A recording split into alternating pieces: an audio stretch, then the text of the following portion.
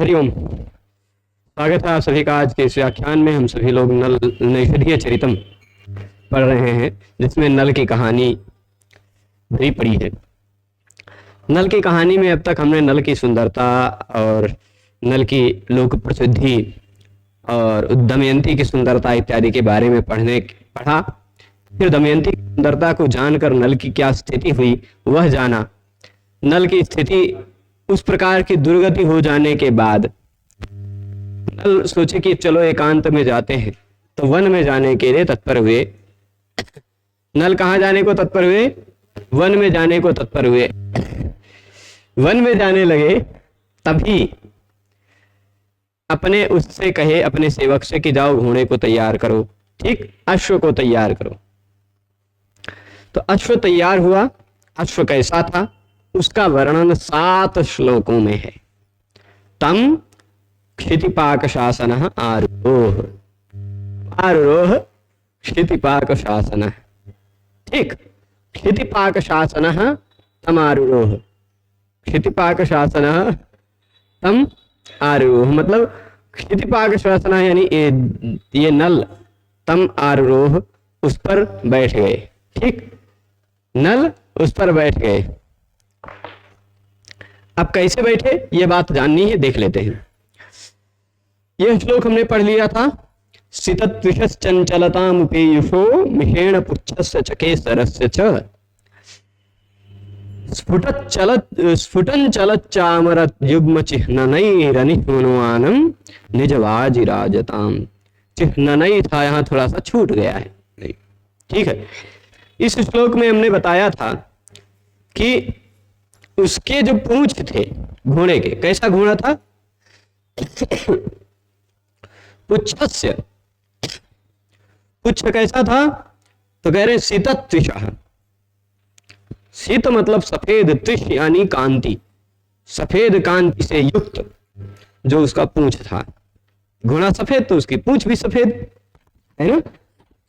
और चंचलताम उपेयुषः पुच्छस्य, चंचलता को भी प्राप्त हो रहा था वह, है ना, चंचलता को भी प्राप्त हो चुका था वह। पूछ पूछ हिलता डुलता रहता है, स्थिर थोड़े ना रहता है। तो चंचलताम उपेयुषः पुच्छस्य। और केसरस्य च, ये केसर जो उसके कंधे के पास के जो बाल थे वो भी वैसे ही थे, तुषः और चंचलताम उपेयुषः, सफेद कांति वाले थे और चंचलता को प्राप्त हो रहे थे, हिल रहे थे, ठीक। तो इन दोनों के बहाने लग रहा था कि स्फुट है क्या, दोनों तरफ चल रहा है चामर युग्म, 2 चमर हिल रहे हैं दोनों तरफ, एक पूंछे का चमर और एक कंधे का चमर, ये 2 चमर हिल रहे हैं। तो स्फुटम चलत चामर, चंचल चामर 2 युग्म, उनके चिन्हों से वह अनिह्नुवानम, वह निह्नुत नहीं कर रहा था, निषेध नहीं कर रहा था, मतलब प्रख्यापित कर रहा था, मतलब सिद्ध कर रहा था, मतलब स्थापित कर रहा था क्या? निजवाजिराजताम, मैं ही घोड़े का राजा हूं, इसे अपने आप को स्थापित कर रहा था वह, मैं ही अश्वराज हूं, ठीक है भाई। जिसके चमर दोनों तरफ डुल रहे हूं वही तो राजा है। सभा है, किसी सभा में कई लोग बैठे हैं, जिसके चारों तरफ 2 तरफ ऐसे 2 लोग हिला रहे हैं चमर, समझ लीजिए सभा का सभापति में वही है ना। तो निजवाजिराजताम अनिह्नुवानम तम क्षितिपाक शासन आरुरोह, वह तम आरुरोह क्षितिपाक शासन वाली बात अभी 64वें श्लोक में आएगी। वहां तक एक ही वाक्य चल रहा है, तुलक। मैंने बताया था कि 7 श्लोकों में तब जाकर एक वाक्य खत्म होगा, तो अभी हम एक वाक्य नहीं पढ़ पाए हैं 2-3 दिनों से, अभी से एक वाक्य को पूरा करेंगे, आज खत्म हो जाएगा ये वाक्य। चलिए तो आगे अगले श्लोक में चलते हैं। अगला श्लोक क्या है? इस श्लोक को बता दिया था संभवतः, हाँ, अपि द्विजिह्वाभ्याव, द्विजिह्म नहीं है, द्विजिह्व, जिह्म शब्द भी होता है कुटिल अर्थ में, मुझे कहीं कहीं जिह्म याद आ गया। अपि द्विजिह्वाभ्यवहार पौरुषे मुखानुशक्ताय तवल्गुवल्गया उपेयि गतिमल्लतान्वयस्मयेजितस्य प्रसभं गरुत्मता। यह श्लोक है। अब यह घोड़ा, यह अश्व और कैसा है उसका वर्णन कर रहे हैं। यही अंतिम श्लोक है उसके वर्णन का। इसके बाद फिर अगले श्लोक में भी थोड़ा सा वर्णन करके तम आरोह उस पर बैठ जाएंगे, अगले श्लोक में बैठा देंगे। पर इससे पहले अभी इस श्लोक में भी उसका और वर्णन चल रहा है। अश्व के वर्णन में हमने बहुत सारी उस अश्व की विशेषताएं, अश्व की प्रशंसा देखी और यह भी साक्षात्कार किया कि हाँ भाई हर्षवर्धन, ये श्री हर्ष जी अश्व शास्त्र के भी बहुत विशेष निपुण थे, क्योंकि अश्व के बारे में जितना कुछ लिखा है, जो सारी विशेषताएं लिखी हैं, वह अश्व शास्त्र को जानने वाला व्यक्ति ही लिख सकता है कि अश्व की विशेषता क्या होती है, कैसा अश्व ज्यादा वो होता है, ज्यादा गतिशील होता है, उत्तम गति का होता है, ये सब कुछ वही लोग जानते हैं। तो चलिए, अपि द्विजिह्वाहार पौरुषे, भगवान विष्णु के एक वाहन है, उनका नाम आप जानते होंगे। भगवान विष्णु के एक वाहन है, उनका जानते हैं नाम गरुड़ है ना। वह कश्यप और विनता के पुत्र थे, इसलिए वैनतीय कहते हैं उनको। और अमरकोश में उनका नाम, पहला नाम मिलता है गरुत्मान। गरुत्मान गरुडस्तार्क्ष्यो वैनतेयः खगेश्वरः। गरुत्मान गरुडस्तार्क्ष्यो वैनतेयः खगेश्वरः। तो गरुत्मान कौन है? गरुड़ है। गरुड़ भी मिलता है और गरुड़ भी मिलता है। ड मत बोलिएगा, ड और ड में अंतर होता है। ये ड है, गरुड़। हम बोल रहे होंगे तो हो सकता है कुछ लोग गरुड़ गरुड़ याद करके रखे होंगे, तो लगेगा कि गुरु जी गलत बोल रहे हैं। गरुड़ उनका नाम है, ठीक है। गरुत्मान गरुडस्तार्क्ष्यो और गरुण, वैसा भी पाठ मिलता है, ये वाला दोनों नाम मिलता है, दोनों श्लोकों में प्रयुक्त है। ऐसा गरुड़ मिलेगा या तो ऐसा गरुड़ मिलेगा, पर ये वाला नहीं मिलेगा। गरुड़ निचवा डॉट लगा हो ऐसा नहीं मिलेगा, ऐसा संस्कृत में शब्द नहीं, तो गरुड़, ठीक है। तो ऐसे जो गरुड़ हैं कैसे हैं, उनकी विशेषता क्या, उनकी कहानी आप जानते होंगे। उनकी विशेषता यह है कि उनका सर्पों से वैर जग प्रसिद्ध है। इसलिए आज भी सांपों के लिए किसी मंत्र का प्रयोग किया जाता है तो गरुड़ के मंत्र की ज्यादा प्रसिद्धि है। और गरुड़ की केवल सर्प शत्रुता में ही नहीं प्रसिद्धि है, और किसी में भी प्रसिद्धि है, गति में, वेग में, है ना। यहां पर वाल्मीकि रामायण के सुंदरकांड का एक याद आता है, जहां पर हनुमान जी को देखकर सीता जी कहती हैं, त्रयाणामेव हि गति सागरस्य लंघने शक्ति स्याद् वैनतेयस्य तव वा मारुतस्य च। ऐसा कहा है सीता जी से। सीता जी ने हनुमान जी से कहा है कि इस समुद्र को लांघने में मुझे लगता है, ये सीता जी को लगता है। हनुमान जी ने खुद कहा है, चतुर्नाम वही गति वानराणाम तपत्तरस्विनाम वायुपुत्रस्य नीलस्य मम राज्ञस्य धीमतः। हनुमान जी ने कहा है कि इस सागर को 4 लोग लांघ सकते हैं। कौन? एक वायुपुत्र, वो बालीपुत्र, बालीपुत्र यानी अंगद, नील, मैं और राजा सुग्रीव, ये 4 लोग लांघ सकते हैं, ऐसा हनुमान जी का वचन है।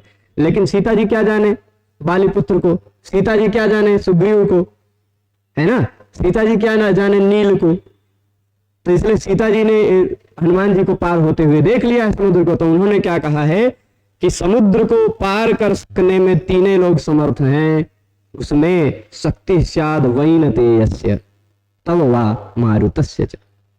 या तो वैनतेय समुद्र को पार कर सकते हैं, या तो तुम पार कर सकते हो, या तो स्वयं पवन देव पार कर सकते हैं, ठीक।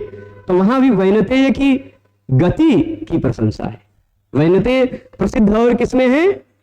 गति में, है ना। तो बहुत सारे उदाहरण हैं जहां गरुड़ के समान गति की प्रशंसा। गति में अगर कोई विवाह हो तो सबसे ज्यादा प्रसिद्ध मन से कंपेयर किया जाता है या तो गरुड़ से कंपेयर किया जाता है गति में। तो प्रसंग वो भी आता है कि गरुड़ को अपने गति पर घमंड था, हनुमान जी ने उसको चूर किया था, महाभारत की कथा में है ना। तो वह उस गरुड़, यह एक प्रकार की अतिशयोक्ति मात्र है, वास्तविकता इससे अलग ही होगी, वास्तविकता इससे अलग ही होगी। क्या कोई घोड़ा अपने गति से गरुड़ को परास्त कर सकता है? मुझे तो नहीं लगता है, और फिर भी यहां ऐसा वर्णन है कि जो यह अब गरुड़ का प्रतिमल्ल हो रहे हैं। प्रतिमल्ल का मतलब, प्रतिमल्ल मतलब ऐसा कोई मल्ल है। यहाँ अयोध्या में तमाम अखाड़े हैं, अखाड़ों में आप देखते होंगे द्वंद्व चलता होगा, कुछ पहलवान हनुमानगढ़ी के पहलवान लोग जा जाके लड़ते होंगे, है ना। तो कौनो पहलवान सबसे ज्यादा फेमस होगा कि उनको कोई नहीं हरा सकता, है ना। और फिर कौनो मोट टाट पहलवान आ जाए तो वह उनका प्रतिमल्ल बन जाता है। क्या बन जाता है? प्रतिमल्ल, प्रतियोद्धा, प्रतिद्वंद्वी। ठीक, तो यह गरुड़ के प्रतिमल्लता को प्राप्त हो रहा था, गरुड़ के प्रतिद्वंदिता को प्राप्त हो रहा था। ऐसे घोड़े पर राजा बैठे। क्यों? किस तरह से गरुड़ की प्रतिद्वंदिता को प्राप्त हो रहा था? तो कहेंगे कि भाई पहले गरुड़ की प्रसिद्धि गति में है, तो गति में यह प्रसिद्ध है ही, लेकिन गरुड़ की प्रसिद्धि एक और है, सर्प भक्षण में। सांपों को खा जाते हैं ना। क्यों खा जाते हैं? क्योंकि उनकी माता का वो एक शर्त लगी थी कद्रू में और विनता में। विनता ने कहा था कि सूर्य के घोड़े की पूंछ किस कलर की है, इसमें शर्त लगी थी। और सांपों ने जाकर सूर्य के घोड़े की पूंछ पर लिपट गए सारे सांप। तो यहां से देखने में ऐसा लगा कि काले कलर की, और शर्त लगा था, उस शर्त में सांपों की माता कद्रू जीत गई और गरुड़ की माता छल से जीत गई। गरुड़ की माता विनता हार गई और वह कद्रू की दासी बन गई। दासित्व से मुक्त कराने के लिए, दासत्व से मुक्त कराने के लिए सांपों ने यह शर्त रखी कि हमको अमृत लाकर दो, स्वर्ग से अमृत लाकर दो, तो हम तुम्हारी माता को दासित्व से मुक्त कर देंगे। क्योंकि गरुड़ भी जब माता दासी तो बेटा स्वयं दास हो गया। सांपों ने खूब अत्याचार किया और फिर गरुड़ अपने पराक्रम से इंद्र से अमृत छीन लाते हैं। मतलब इंद्र लाने नहीं दे रहे थे, लेकिन वह अपने पराक्रम से छीन लाते हैं और फिर इंद्र भी उनके पीछे पीछे आ जाते हैं। ये यहाँ समर्पित करते हैं और दासित्व से छुड़ाते हैं अपनी माता को, और फिर इंद्र सर्पों पर आक्रमण कर देते हैं और छीन ले जाते हैं अमृत। सांपों को ना मिला अमृत, ना मिला, और लेकिन उसी से सर्पों में और गरुड़ में बहुत भयंकर शत्रुता हो गई, बहुत भयंकर शत्रुता। और वह शत्रुता वो खाते हैं सर्पों को, सीधे विदीर्ण कर जाते। इसलिए रामायण में सर्प नाग पास जब लगा था तो उसको छुड़ाने के लिए गरुड़ को ही याद किया गया था। तो अच्छा, वो सर्पों का खाने का पौरुष है कि नहीं? सांपों की कितनी जीभ होती हैं, निकलती हैं मुंह से? मुंह से 2 निकलती है ना, देखा होगा आपने। इसलिए उनको कहा जाता है द्विजिह्वा। क्या कहा जाता है? द्विजिह्वा। वे जिह्वे यस्य सह द्विजिह्वा। ठीक है, 2 जिह्वाएं हैं जिसकी, वो द्विजिह्वा कहलाएगा। तो 2 जिह्वाओं वाला कौन है? सर्प।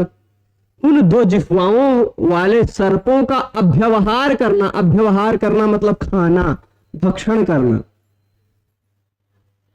सांपों का भक्षण करना, यह पौरुष है कि नहीं? यह पौरुष है। किसका है पुरुषार्थ? यह पराक्रम, विक्रम किसका है? गरुड़ का है कि नहीं? द्विजिह्वाभ्यवहार पौरुष। तो अब गरुड़ से प्रतिद्वंद्विता कर रहा है यह अश्व, तो केवल गति में ही नहीं, सांपों को खाने में भी।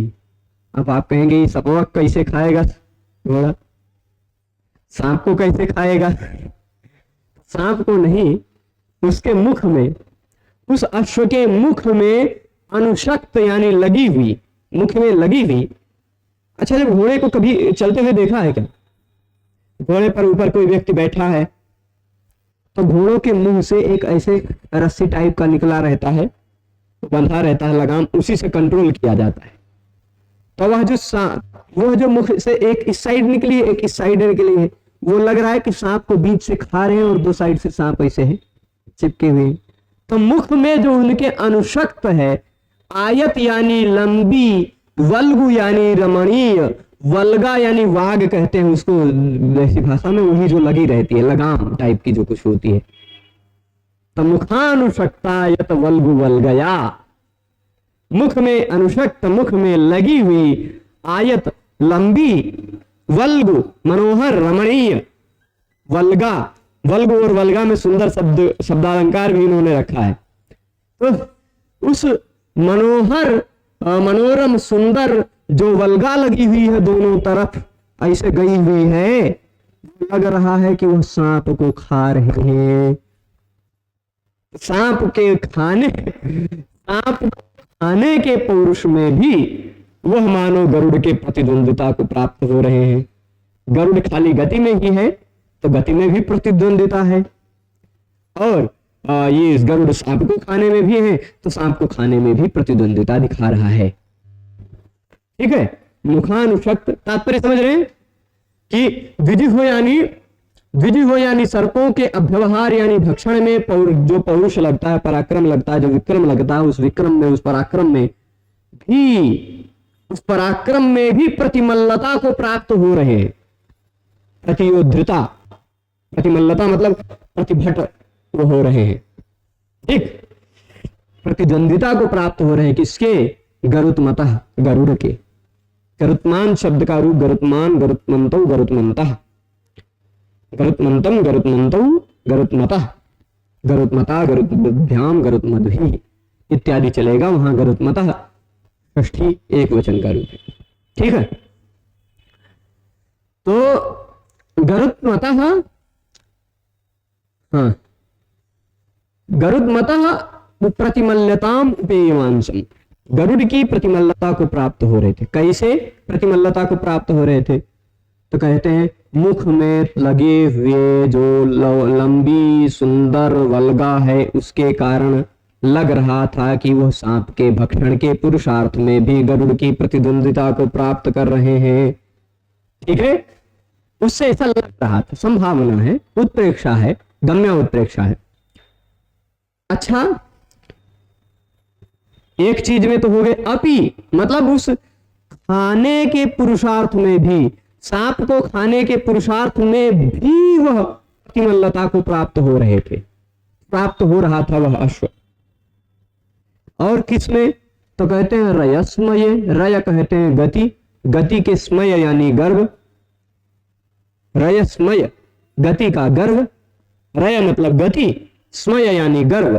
तो रय के स्मय में यानी गति के गर्भ में गरुत्मान को गर्भ था गति का, गरुड़ को गर्भ था गति का।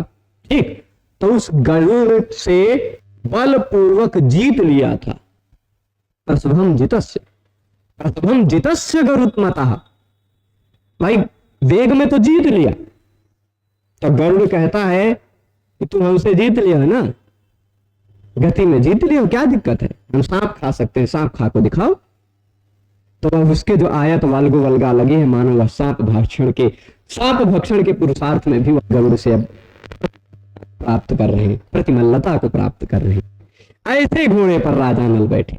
उपेयमांसम, या वही तमारोह क्षितिपाक शासन जो अगले श्लोक में है उसी के साथ तम उपेयमांसम के साथ अन्वय कीजिएगा। ठीक है, उपेयमांसम तम क्षितिपाक शासन आरोह, तम नलः आरूढ़। ठीक है, स्पष्ट है इस श्लोक का भाव। एक बार संक्षेप में पुनः बोल देते हैं इसका भाव कि दोनों ये दो जिह्वा वाले सांपों को भक्षण करने के पौरुष में भी, यानी और किसी में पहले जीत चुके हैं। किसमें? किसमें? रय के समय में, वेग के गर्भ में पहले ही जीत चुके हैं। किसको? गरुत्मान को। जीतस्य, जो जीता जा चुका है, जो जीता जा चुका है ऐसा गरुत्मान। कैसे जीता जा चुका है? बलात्, बलपूर्वक जीत लिया था गरुड़ से। ठीक, बलपूर्वक जीत लिया था गरुड़ से। ऐसे बलात् प्रसभम जितस्य, कहां पर? वेग में, वेग के गर्भ में जीत लिया था पहले ही गरुड़ से। और अब वह और भी प्रतिमल्लताम उपैवांसम, यानी प्रतिमल्लता को प्राप्त हो रहा है। किसको प्राप्त हो रहा है? प्रतिमल्लता को प्राप्त हो रहा है। ठीक, तो उपेयवांसम प्रतिमल्लताम, प्रतिमल्लताम उपेयवांसम, यानी प्रतिमल्लता को प्राप्त हो रहा था। किस कारण? तो कहते हैं मुखानुशक्तायत वल्गु वल गया, मुख में लगी हुई लंबी सुंदर वल्गा के द्वारा। ठीक है, मानो ऐसा लग रहा था कि वो अब सबों खाने लगा है दोनों तरफ से। ठीक है, अब उस वल्गा को ऐसे ऐसे करते ही रहते हैं, जब लगा रहता है उनको खींचा जाता है तो फिर वो उसको चबाते रहते हैं, है ना? तो चलेगा, ये समझ गए हैं। मुखानुशक्तायत वल्गु वल गया। तो एक बार इसका भाव देख लेते हैं। संभावना है, उत्प्रेक्षा तो है ही। देखिए, जो घोड़ा वेग के अभिमान में पहले ही परास्त किए हुए गरुड़ के सांपों को खाने की बहादुरी में भी अब मुख में लगी हुई लंबी और सुंदर लगाम के ब्याज से मानव प्रतिस्पर्धा कर रहा था। कुछ घोड़े पर राजा नल बैठे, अगले श्लोक में कहा जाएगा उस घोड़े पर बैठे। ठीक है, इस श्लोक में यद्यपि ना तो अपहनुति का और न ही उत्प्रेक्षा का वाचक है, फिर भी उत्प्रेक्षा प्रतीयमान है ना? उत्प्रेक्षा प्रतीत हो रही कि हाँ, संभावना की जा रही, संभावना की जा रही है कि वो मानो सपोआ को खा रहा है ना? और निषेध भी है, अपहनुति भी है कि वो तो उसकी वल्गा नहीं है, वो तो सांप है ना? ऐसा अपहनुति भी है, तो गम्य अपहनुति भी है। कहा गया? अपहनुति का सुंदर संगर है। और वल्ग वल गया में शिकाने प्रास साफ साफ दिखाई पड़ रहा है। अब इसके बाद अंतिम श्लोक, इस पुलक का अंतिम श्लोक है यह। देखते हैं, ससिंधुजम शीतमः सहोदरम, सहोदरम की सहोदरी है, सहोदरम है। हाँ, अरे बहुत बढ़िया श्लोक है, बहुत बढ़िया श्लोक है। ससिंधुजम शीतमः सहोदरम हसन्तमुच्चैः श्रवसः सियं हयम् जिताखिलक्ष्माभृदनल्पमार्गणे, नहीं अल्पमार्गणे, एक वहां वाला कामदेव वाले में था। जिताखिलक्ष्माभृदनल्पलोचनस्तमारुरोह क्षितिपाकशासनः, क्षितिपाकशासनः तम आरुरोह। यहाँ एक एक शब्द में गजब गजब का व्यंग्य है। क्या क्या व्यंग्य इन्होंने रखा है उसको खोजेंगे। तो सह, थोड़ा सा इसको बढ़ा लेते, मुझे ऐसा लगता है क्योंकि कुछ लोगों को थोड़ा कम दिखाई पड़ रहा होगा। अब ठीक है ना? स सिंधुजम, यह रहा हो, और थोड़ा सा, तो ससिंधुजम शीतमः सहोदरम, सह नलः, सह नलः कहां से शुरू हो रहा है? अथांतरेण, जो संभवतः कितने नंबर का श्लोक था? 57 नंबर का श्लोक था संभवतः, है ना? देख लेते हैं। अथांतरेण वटुगामिना ध्वना, 58 नंबर था, 57 7 64 होता, 58 से शुरू होता है ना? निशीथिनीनाथनः सहोदरैः निगालगाद्देव मणैर्विस्थितैः विराजितम् केसर विराजितम। फिर अगले श्लोक में कैसा था कि जो केसर केश रश्मि से विराजित था। फिर उसके बाद क्या कहा था कि जो उपास्यमान था, धूलों के द्वारा उपास्यमान था। कैसे धूलियों के द्वारा उपास्यमान था? मानो अणिमा के द्वारा अंकित हो चुके थे उसके चरणों में, है ना? अणिमा अंकित ही लोगों के चित्त के समान जो धूल थे। फिर उसके बाद अगले श्लोक में बताया गया था कि जो स्वयं ही जिन्होंने मौन धारण कर लिया, कि राजा तो हमारे वेग को जानता ही, इसको क्या बताएं, ऐसा सोच करके जिन्होंने खुद मौन धारण कर लिया, ऐसे घोड़ों पर बैठा। उसके बाद के श्लोक में था कि जो सूर्य के घोड़ों के बल पर भी हंसते हैं, ऐसे घोड़ों पर बैठा, है ना? उसके बाद श्लोक में था कि जो अपने पूंछ और केसर के बहाने अपनी बाजी राजता को प्रकट कर रहे हैं, उस घोड़े पर बैठा। उसके बाद क्या कहा था कि जो गरुड़ से प्रतिद्वंदिता करते हैं उस घोड़े पर बैठा। अब इस अंतिम श्लोक में क्या कह रहे हैं, सह नला, सह शब्द का अर्थ क्या लेंगे, नलहा। ठीक, यहां दो ही प्रकार के शब्द हैं अधिकांश, एक तो प्रथमा विभक्ति में, एक द्वितीय विभक्ति में। तो द्वितीय विभक्ति वाले उपेयवांसम है ना इत्यादि शब्द आ रहे थे अभी तक सारे। तम इसी के विशेषण कहे हैं, देखिएगा तम यानी अश्वम, तम मतलब अश्वम। तो जो द्वितीय विभक्ति में शब्द दिखाई पड़े वह इस तम अश्वम के विशेषण है। ठीक है, वह उस घोड़े के तम हयम, हयम का विशेषण समझिएगा। हयम, हयम मतलब समझ रहे हैं, तो तम हयम आरोह। तो द्वितीय विभक्ति वाले सारे शब्द हयम के विशेषण हैं और प्रथमा विभक्ति वाले सारे शब्द सह नल के विशेषण हैं। ठीक है, तो देखिएगा जिताखिलक्ष्माद्रदनल आलोचन, यह जो शब्द दिखाई पड़ रहा है जिताखिलक्ष्माभृत, जिताखिलक्ष्माभृत एक विशेषण है और फिर इसके बाद अनल्पलोचन, यह भी दूसरा विशेषण है किसके, सह के, नल के। तो अच्छा अनेक अर्थ हैं, अनेक अर्थ हैं, जितना मेरी बुद्धि में आएगा बताऊंगा, सोचते सोचते आ रहे हैं। तो जीत लिया है जिसने, जीत लिया है जिसने किसको, अखिल, अखिल यानी सभी, संपूर्ण, किसको, क्ष्माभृत को। ठीक, क्ष्माभृत, क्ष्माभृत कौन होते हैं, क्ष्माभृत कौन होते हैं, राजा होते हैं ना। क्ष्माम पृथ्वीम बिभर्ति, ठीक, इति क्ष्माभृत। तो अखिल क्ष्माभृत को जीत लिया है, सभी राजाओं को जीत लिया है जिसने, वह क्या कह, कौन कहलाएगा, वह जितक, जिताखिल क्ष्माभृत, जित अखिल क्ष्माभृत, जीत लिया है सभी क्ष्माभृतों को, राजाओं को, सभी को जीता था, ही जीत लिया था ना, पूरी धरती का राजा हो गया था। इसके बारे में पढ़ चुके हैं बहुत पहले ही, पर जीत लिया था। और कैसा था, अनल्प लोचन था, उसके जो लोचन थे ना, ये लोचन वो अल्प नहीं थे, अनल्प थे, बड़ी बड़ी आंखों वाला, ऐसा भी अर्थ लेते हैं। अथवा, अथवा सर्वस्य लोचनम शास्त्रम यस्य नास्त्यंध एव सः। ठीक, जिससे देखते हैं उसको लोचन कहा जाता है। यह लोचन शास्त्र भी हो सके, लोचन का मतलब शास्त्र, अनल्प शास्त्र है, अनल्प शास्त्र ज्ञान वाला था, अनल्प ज्ञान वाला था। ठीक, अनल्प लोचना का यह भी अर्थ लिया जाएगा। तो ऐसा वह दो विशेषण समझ गए कि जिसने जीत लिया है अखिल क्ष्माभृतों को, सभी राजाओं को, जिसने जीत लिया है सभी राजाओं को। और जो अनल्प लोचन है, अनल्प लोचन है यानी क्या कहते हैं, कम, अल्प यानी कम, नहीं है कम यानी अनल्प, न अल्प अनल्प, अत्यधिक या विशाल, विशाल कह सकते हैं, बड़े लोचन वाला, विशाल लोचन वाला।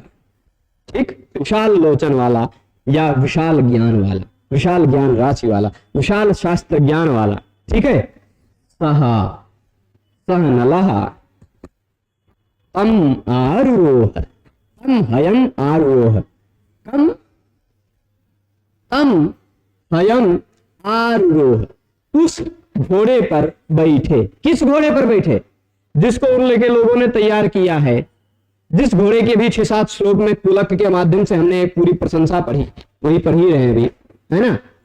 उस घोड़े पर, उस घोड़े पर आरोह यानी बैठे।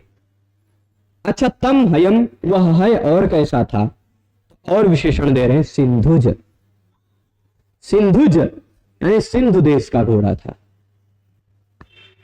ठीक, पहले के समय में सिंधुज शब्द के भी और सैंधव शब्द के भी, सिंधुज शब्द और सैंधव शब्द, इन दोनों शब्दों के अर्थ क्या है? घोड़ा भी और नमक भी। सिंधु देश में जो उत्पन्न हुआ वह सिंधुज, ठीक है कि नहीं? तो सिंधु देश में होने वाले जो घोड़े हैं सिंधु के आसपास के क्षेत्र में, वह सिंधुज घोड़े उत्तम कोटि के घोड़े होते हैं, ठीक। और सिंधु नदी का जो सेंधा नमक होता है सैंधव, वह भी उत्तम होता है। तो प्रसंग से पता चलता है सिंधुज शब्द का अर्थ क्या है ना? यहाँ सिंधुज शब्द का अर्थ नमक मत लीजिएगा, क्योंकि उस पर बैठना है, और नमक पर बैठ के वो जंगल नहीं जाएंगे, ठीक है। सिंधुजम, सिंधुजम यानी सिंधु देश में उत्पन्न उस घोड़े पर बैठे, ठीक है। अच्छा, अभी ये सामान्य अर्थ चल रहे हैं, प्रत्येक शब्द में दूसरा अर्थ आएगा, दूसरा अर्थ आएगा, अभी सोचा जाएगा। अभी पहला अर्थ नल परक अर्थ ले रहे हैं, इंद्र परक अर्थ भी इसका लिया जाएगा, ठीक है। पाक शासन इंद्र का नाम है ना, पाक शासन इंद्र का नाम है, तो इसलिए इंद्र परक भी अर्थ आएगा। जब आएगा तो दूसरा अर्थ बताएंगे। ईतमः सहोदरम, मह किसको कहते हैं जानते हैं? मह कहते हैं किरण को, तेज को, चमक को, कांति को, रश्मि को, रश्मि, ठीक। शीत है, ठंडी है रश्मियां, किरणें जिसकी, वह कहलाएगा शीत महा। प्रथमा एक वचन में जैसे चंद्रमस का चंद्रमा बन जाता है, वैसे शीत महस का शीत महा, शीत महसौ, शीत महसः, ऐसा रूप बनता। चंद्रमा, चंद्रमसौ, चंद्रमसः, है ना? तो शीत महस शब्द है मूलतः। शीत मह सहोदरम, शीत मह कौन है? शीत यानी ठंडी है, मह यानी किरण जिसकी, उसको शीत मह कहा जाएगा चंद्र को। कौन है शीत मह? चंद्र। शीत मह सहोदरम, चंद्र का जो सहोदर है, यानी चंद्र के समान सुंदर है ना? जैसे ऐसे कहते हैं किसी को जो कहेंगे कि कमल के समान सुंदरता इसकी, तो कमल सहोदर कह सकते हैं। पद्म सहोदरम प्रयोग मिलता है, पद्म सहोदर, कमल के समान सुंदरता है।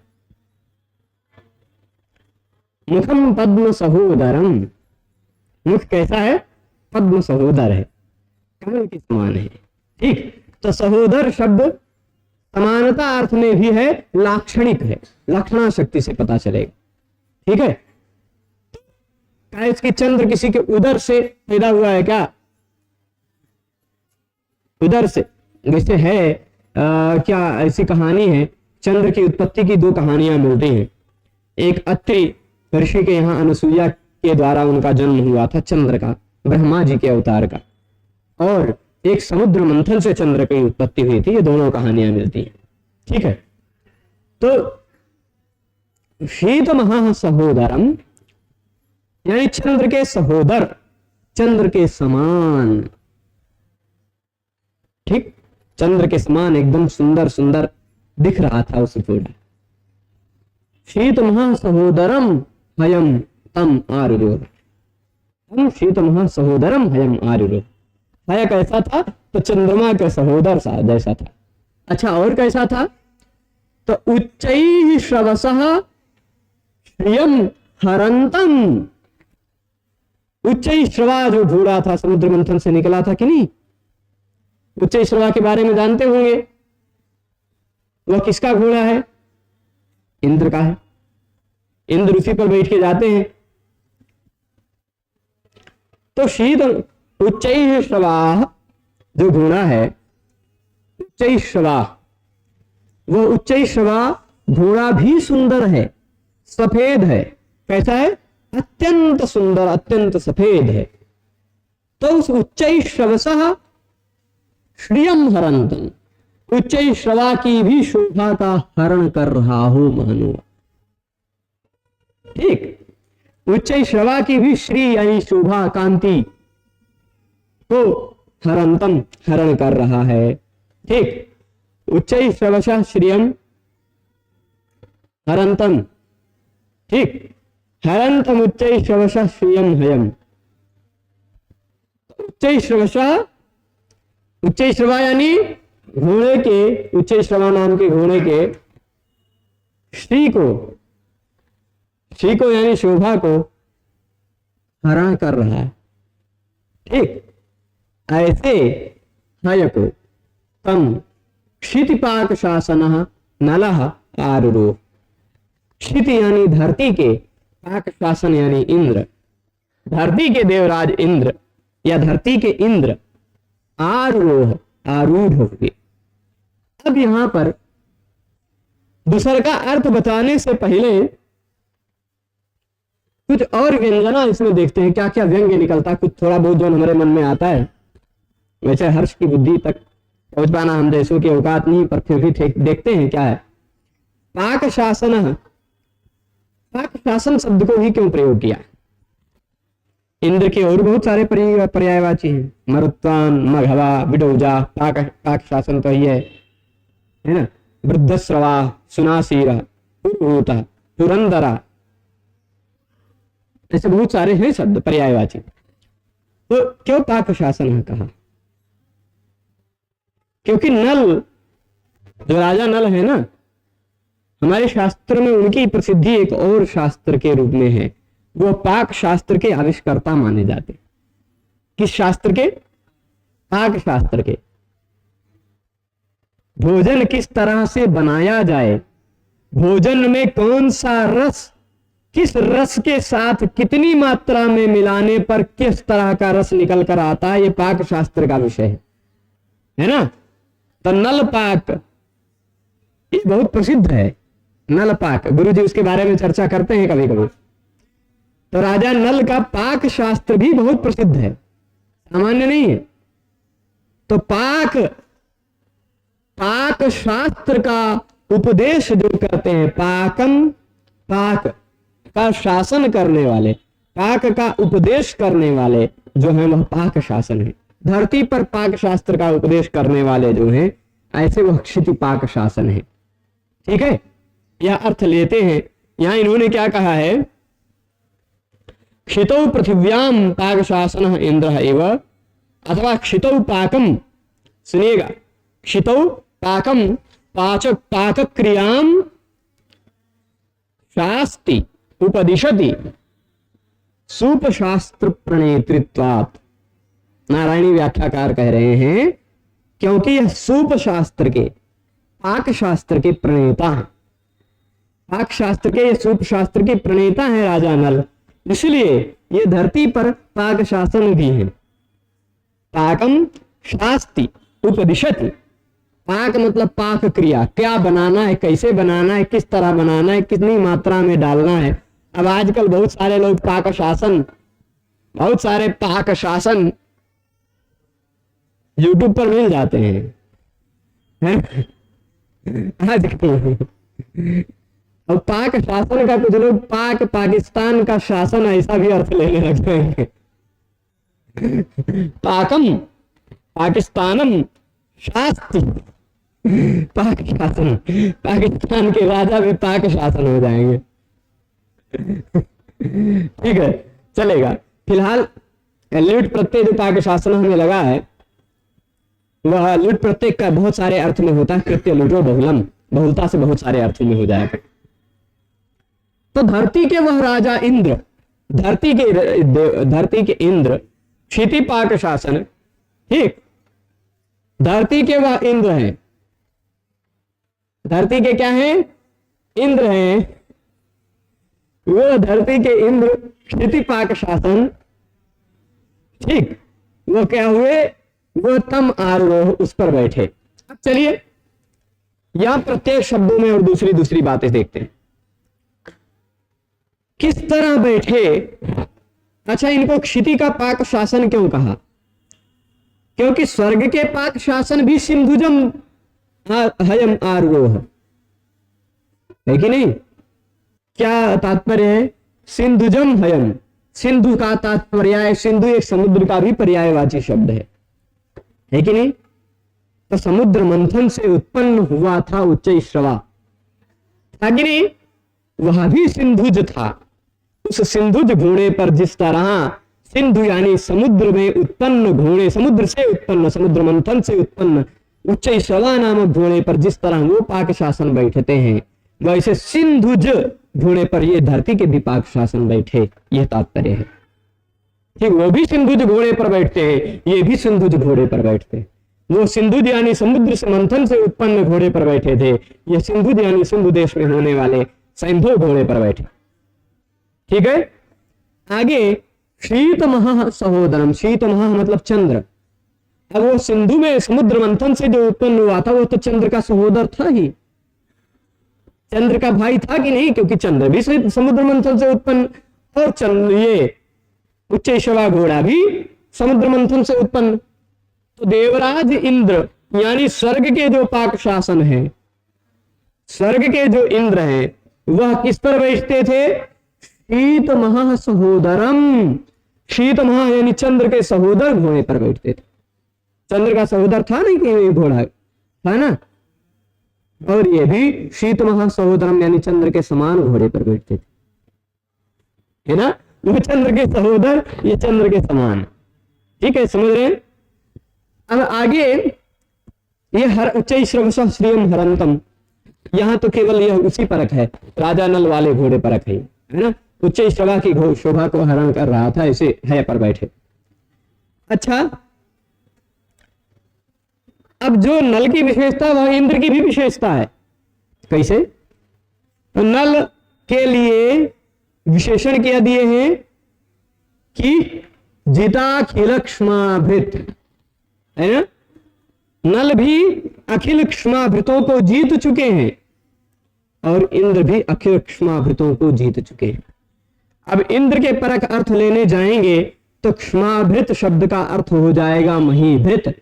महीभृत, क्षमाभृत यानी महीभृत, उसको पर्वतों को भी कहा जाता है ना। पृथ्वी जिनको धारण करती है क्षमाभृत है। ठीक, क्षमाभृत यानी पर्वत, जिन्होंने सभी पर्वतों को जीत लिया था। यो सकृत परगोत्राणाम पक्षच्छेद क्षण क्षमा शतकोटि दताम बिभ्रद विबुधेन्द्र सराजते, ऐसा विश्लेष के माध्यम से इंद्र का वर्णन किया है। सुंदरकांड वाल्मीकि रामायण में पूर्वम कृतयुगे तात पर्वता पक्षिणो भवन तेपि जग्मुर्दिशः सर्वाः गरुडा इव वेगिनः ततस्तेषु प्रयातेषु वे देव संघाः सहर्षिभिः भूतानि च भयं जग्मुस्तेषां पतन शंकया ततः क्रुद्धः सहस्राक्षः पर्वतानां शतक्रतुः पक्षांश्चिच्छेद वज्रेण। ऐसा प्रसंग मिलता है कि शतक्रतु यानी इंद्र, शतक्रतु यानी इंद्र, सहस्राक्ष इंद्र क्रुद्ध होकर फिर पर्वतों के पक्षों को काट डाला। ऐसा प्रसंग मिलता है पुराणों में भी। मुझे सुंदरकांड का प्रसंग याद आ गया तो मैं बता दी। तो वह भी अखिल क्षमाभृत को जीत लिए थे, सभी पर्वतों को जीते थे। राजा नल भी जिताखिल क्षमाभृत है, सभी राजाओं को जीता है। और इंद्र जिताखिल क्षमाभृत दोनों तरह से एक आए, क्योंकि सभी राजाओं को जीता ही था और साथ साथ सभी पर्वतों को भी जीता था। राजा नल को भी मान लीजिए सभी पर्वतों को जीता था। जब पूरी धरती पर उसका शासन था तो पूरे पर्वतों पर भी उसका शासन रहा होगा, है ना। तो जिताखिल क्षमाभृत। और अनल्पलोचन, ये भी एक विशेषण है, अनल्पलोचन है। इंद्र के कितने लोचन हैं? 1000 आंख हैं। सहस्राक्ष कहा गया है, सहस्रलोचन कहा गया है ना। इंद्र को 1000 आंख वाला कहा गया है क्योंकि उनके 1000 आंखें हैं। अब कौटिल्य ने इसकी संभावना को इस तरह कहा है क्योंकि राजा 4 चक्षुष होते हैं, यानी राजा गुप्तचर रूपी आंखों से देखते हैं। राजा लोग कैसे देखते हैं? गुप्तचर रूपी आंखों से देखते हैं। तो जो इस धरती पर जितने ऋषि मुनि हैं वो सारे उस इंद्र के गुप्तचर हैं। तो वो जितने हैं उतनी उनकी आंखें हैं, क्योंकि वह सब लोग इंद्र के पास आहुतियों के माध्यम से सामग्री भी पहुंचाते रहते और मंत्रों के माध्यम से संदेश भी पहुंचाते रहते। तो इंद्र की आंखें, वो जो ऋषि मुनि हैं वो इंद्र की आंखें हैं। इस कारण से 1000 आंखों वाला कहा जा सकता है, या मान भी लेते हैं कि 1000 आंख रही होंगी। हमारे न्याय शास्त्र में एक रघुनाथ शिरोमणि नाम के विद्वान हुए थे। रघुनाथ शिरोमणि नाम के विद्वान पर किसी ने कटाक्ष करते हुए, किसी ने क्या, जब वह ऐसे छोटे से थे इन्हीं के जैसे, अपने गुरु जी के पास पढ़ने गए थे, संभवतः वासुदेव सार्वभौम नाम था उनका, उनके पास पढ़ने गए तो उनके गुरुकुल में जितने विद्यार्थी थे सब विद्यार्थियों ने इनके ऊपर हंसी उड़ाई। इनकी क्यों, कैसे हंसी उड़ाई? कहा कि आखंडलः सहस्राक्ष है और विरूपाक्ष त्रिलोचन अन्ये द्विलोचना सर्वे को भवान एकलोचन है। रघुनाथ शिरोमणि एक आंख वाले थे, तो उनके ऊपर कटाक्ष करते हुए कहा इनके गुरुकुल के छात्रों ने कि भाई इंद्र तो 1000 आंख वाले हैं, आखंडल सहस्राक्ष है, और विरूपाक्ष त्रिलोचना, विरूपाक्ष भगवान शिव जी त्रिलोचन है, 3 आंखों वाले हैं। इन दोनों के सिवाय यानी शिव जी के और इंद्र के सिवाय बाकी जितने भी हैं अन्य द्विलोचना सर्वे, और अन्य सारे सब 2 आंखों वाले हैं। आप कौन सी प्रजाति के आगे हो जो एक आंख वाले हो? तो भगवान एकलोचन। तो उन्होंने जवाब दिया था, उन्होंने जवाब उसी शब्दों में दिया कि आखंडलः सहस्राक्षः विरूपाक्षः त्रिलोचना यूयम विलोचना सर्वे। यूयम 2 तरह का पाठ मिलता है, यूयम विलोचना सर्वे अथवा यूयम द्विलोचना सर्वे। तो सब 2 आंख वाले हो, वयम ज्ञानैकलोचना, हम ज्ञान रूपी एक आंख वाले हैं। ऐसे हमने आंख कहा, उन्होंने रघुनाथ सिंह, ये इंद्र 1000 आंख वाले हैं, उस प्रसंग से वो याद आ गए। ठीक है, तो जिता अखिल क्षमावृत, सभी पर्वतों को जीता था इंद्र ने और सभी राजाओं को भी जीता था, इसने भी सभी पर्वतों और सभी राजाओं को जीता था। तो दोनों तरह अर्थ होगा कि नहीं? अनल्पलोचन, अल्प मतलब कम, अनल्प मतलब अत्यधिक आंखें हैं जिसकी, वह अनल्पलोचना इंद्र भी है और अनल्पलोचना नला भी है ना। और क्षितिपाक शासना, वो जो स्वर्ग के पाक शासन है, क्षितिपाक शासन है। ठीक, क्षितिपाक शासन उनको भी कहा जा सकता है क्योंकि सबका क्षय करने वाले पाक शासन है। पक्षों का क्षय कर दिया था ना, पर्वतों के पक्षों का, पर्वतों के पक्षों का क्षय कर देने वाले वो क्षितिपाक शासन थे। ठीक, तो ऐसा कह सकते हैं। हाँ, या और कुछ बात है? उच्चैश्रवा अपि समुद्रजः सच चंद्रव्राता तम यथा जितः जित समस्त शैलः सहस्रलोचनः इंद्रः आरोहति तथा तम हयम आरोह। ठीक, अब सिंधुज शब्द के द्वारा अश्वशास्त्र में, अब एक बात और बता देते हैं, नारायण ने कहा है कि अश्वशास्त्र में 54 प्रकार के उत्तम घोड़े बताए गए हैं, उत्तम घोड़ों के 54 प्रकार बताए गए हैं। उन उत्तम 54 प्रकार के घोड़ों में से एक सिंधुज घोड़ा भी है। ठीक, सिंधुज शब्द से यह प्रतीत करवा रहे हैं। और वह जो सिंधुज घोड़ा होता है उस उस शास्त्र में वर्णित है कि वह बहुत बलशाली होता है, महाकाय होता है, विशाल काय होता है। यह सिंधुज शब्द से सूचित होता है। तो स्पष्ट है इस श्लोक का भी अर्थ कि वह सिंधुज घोड़े पर बैठे। ठीक, शीत महा सहोदरम अश्वम आरोह, शीत महा मतलब चंद्र के सहोदर घोड़े पर बैठे। अच्छा, जो उच्चैश्रवा की श्री को हरण कर रहा था ऐसे घोड़े पर बैठे। अयम है मतलब घोड़े, जो सभी क्षमावृतों राजाओं को या पर्वतों को जीत चुके हैं, ऐसे अनल्प आंखों वाले। ठीक, उस घोड़े पर आरोह बैठे, क्षितिपाक शासन, धरती के पाक शासन। ठीक है, स्पष्ट है। तो यहां पर उपमा अलंकार भी है, श्लेष अलंकार भी है कि नहीं? चलते हैं आगे, देखते हैं आगे कौन सी बात है इसमें। यहां नारायण ने देखे क्या कह रहे हैं, चलिए क्या बात है। सभी महिभृतों यानी राजाओं को जाते हुए, जीते हुए मतलब जाते हुए नहीं, जीते हुए, एवं अनल्प यानी विशाल आंखों वाला वह नल जो पृथ्वी की सभी महिभृतों यानी पर्वतों को नीचे तो जीते हैं, पृथ्वी के सही महीभृतों यानी पर्वतों को जीते हैं, और अनल्प यानी अनेक आंखों वाले हैं इंद्र। सिंधु देश में उत्पन्न चंद्रमा के सहोदर के समान उस घोड़े पर चढ़ गया, जो सिंधु यानी समुद्र में उत्पन्न तथा चंद्रमा के सहोदर उच्च श्रवा की कांति को चुरा रहा था। है ना? बात वैसे ही लगी। अब यहां पर नारायण ने नल के घोड़े और उच्च श्रवा के सादृश्य के आधार पर नल को पाक शासन इंद्र इव लिखकर इंद्र का उपमेय बनाया है, किंतु मल्लीनाथ ने क्षिति पाक शासन इत्यतिशयोक्ति कह रहे हैं। मल्लीनाथ ने अतिशयोक्ति कहा है। अतिशयोक्ति इसलिए नहीं हो सकती क्योंकि आरोप का विषय यहाँ नल स्व शब्द से अनिगीर्ण है। सही बात। तो मल्लीनाथ ये थोड़ा सा गड़बड़ा गए। अनिगीर्ण है, निगीर्ण होने पर निगीर या अध्यवसानंतु, अध्यवसान का निगीरण हो जाता है तब अतिशयोक्ति आती है। अर्थात शब्दोपात ही है, इसमें अभेदाध्यवसाय नहीं हो पाया है। नारायण की उपमा भी नहीं हो सकती। काहे भाई? क्योंकि उपम वाचक शब्द यहाँ मूल में कोई नहीं है, इसलिए यह स्पष्ट रूपक का विषय है। यहाँ पर नल पर इंद्रत्व का आरोप है, वह क्षमाभित और अनल्प में श्लिष्ट है। विचार है अपना, ये इनका विचार है।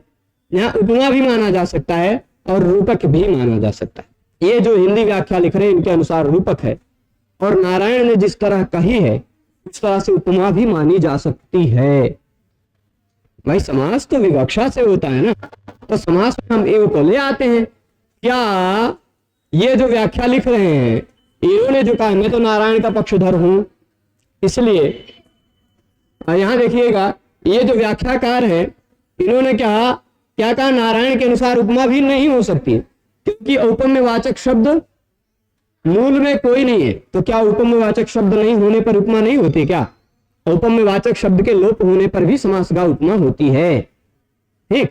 उपमा के 27 प्रकार विश्वनाथ ने और 25 प्रकार मम्मट ने बताए हैं, उनमें से समासगा वाचक लुप्तोपमा माना जा सकता है। ठीक है। तो यहां क्या हो जाएगा, यहां नल पर इंद्रत्व का आरोप है। यदि आरोप की तरह से देखेंगे इंद्र के समान है, इस दृष्टि से अर्थ निकालेंगे तो उपमा है, और यह स्वयं इंद्र है, धरती के इंद्र है, ऐसा अर्थ निकालेंगे तो यह रूपक है। ठीक है, दोनों तरह से। क्यों? वह क्षमाभृत और अनल्प इत्यादि में श्रेष्ठ है। उच्च श्रवसा श्रीम हरंतम में उपमा स्पष्ट है, यहां तो स्पष्ट है क्योंकि दंडी ने कांति चुराता है, टक्कर या लोहा लेता है, सामना करता है, एक साथ तराजू पर बैठता है, उसका सहोदर है इत्यादि सभी लाक्षणिक प्रयोगों का सादृश्य में ही पर्यवसान माना है। इसलिए अंश में उपमा है जो सिंधुज और सहोदर में श्लिष्ट है। ठीक, श्लिष्ट उपमा है, श्लिष्टोपमा। अब पुराण के अनुसार देखिए, समुद्र मंथन से जो 14 रत्न उत्पन्न हुए थे, ठीक, उनमें चंद्रमा और उच्च श्रवा भी है जिसे इंद्र ने रख लिया। ठीक, इंद्र के सहस्र रोचन होने के संबंध में यह एक कथा आती है कि एक बार इंद्र गौतम ऋषि की अनुपस्थिति में उनकी पत्नी अहल्या के साथ व्यभिचार कर बैठा। गौतम को पता चल गया, जहां अपनी पत्नी को श्राप दिया, पत्थर बना दिया, वहां इंद्र को भी श्राप दिया और सहस्र भव। ठीक, पीछे अनुनय विनय करने पर इंद्र ने ऋषि द्वारा भगों का लोचनों में परिवर्तित करवा दिया। ठीक, भग का मतलब तुम्हारे शरीर में हजारों छिद्र हो जाएं, या कहते हैं भग का योनि भी अर्थ लेते हैं। ठीक है, तो वैसा इंद्र को श्राप दे दिया। तो फिर बाद में बहुत अनुनय विनय करने पर देवराज हैं क्षमा किया और उनको आंखें बना दी, हजारों आंखों वाला। ठीक, ऐसा भी परिवर्तन। आगे निजामयूखा इव तीक्ष्ण दीदितिं स्फुटारविन्दांकित पाणि पंकजं तमश्ववारा मनुजेशमन्वयुः प्रकाश नहीं तमश्ववारा धवनाश्वयायिनं प्रकाश रूपा मनुजेशमन्वयुः। मनुजेशम अन्वयुः यह पहले हम तीसरे चरण में ले आए थे। तो तम मनुजेशम, वो मनुजेश थे। मनुज मतलब मनुष्य, मनुष्यों के ईश्वर थे कि नहीं। तम मनुजेशम, उस मनुजेश को यानी उस नल को अश्ववाराह, अश्ववाराह का मतलब होता है घोड़े के वाहक। अश्ववाहक लोग जो हैं, जो घोड़ा चलाते हैं, जो हाँकते हैं, वह अश्ववारा हैं। वह अश्ववाराह जवनाश्वयायिनम तम, जवनाश्वयायिनम वह द्वितीया में, जवन कहते हैं अतिशय गति वाला, जव वाला जो है वह जवन कहलाता है।